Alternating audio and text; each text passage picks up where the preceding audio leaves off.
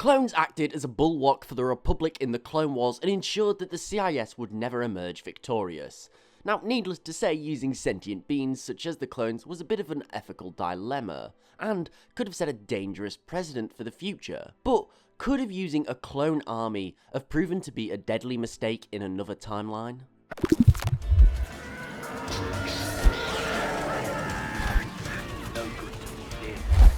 So, the clone army was totally loyal to the Republic. However, they were still sentient, despite all of that conditioning. They were still capable of thinking for themselves, being creative, and as we've discussed before, having their own culture.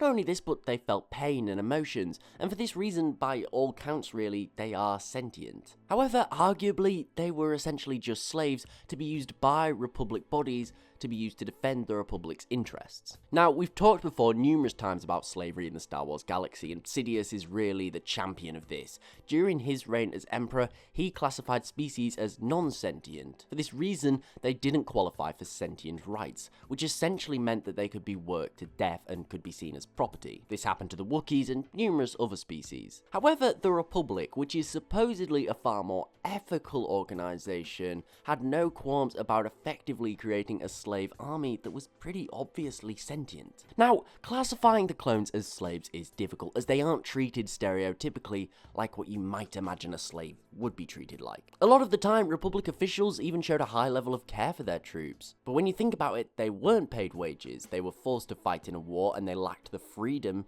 to disobey orders. Not only this, but Republic commanders could order the execution and imprisonment of clones who did disobey them. So what you have is essentially a brainwashed or conditioned slave. Now, the Republic would probably argue that they're not necessarily sentient, they're manufactured and they're conditioned. The only real difference between a clone and a droid is what they're made of, their organics. But again, we see that this just isn't true.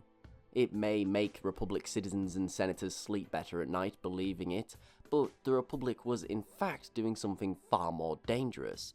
They're setting a precedent. Essentially, what they're saying is a creature/living being is not entitled to sentient rights depending on how it's created. If you manufacture a clone in a lab, or have that creature heavily conditioned to a point where they don't know any better and they will blindly follow orders, they're saying that that is essentially the same as a droid. Again, I'm not saying that the Republic didn't care about its clones. They did, and many did stand up for their rights and questioned what would even happen to them after the war was over. But this didn't stop the Republic from essentially using a slave army of intelligent, sentient, brainwashed living beings. The real question here is, what are the ramifications for the future of the galaxy?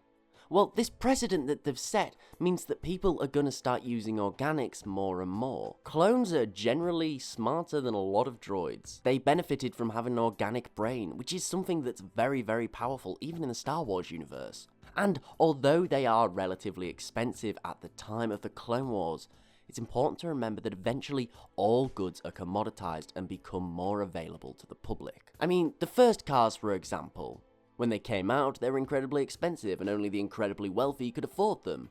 Now look, most households have at least one car, and that's a rule we can apply to a lot of different products and a lot of different technology. It's my belief that if things didn't go the way that they did, say the Republic won the war and Sidious never formed the Empire, within decades, maybe even a century, cloning would become cheap enough so that it would be available to the public as an alternative to droids. And that has some pretty extreme ramifications. We see droids used for some very undignified and frankly quite cruel jobs in the Star Wars universe, and we don't overly care because they're droids, they're not sentients, they're just machines. But what if they were clones, without rights, and they, like the Republic before them, were just seen as a product? We only really view the use of droids as okay because they're not sentient, it's fine, it's the status quo.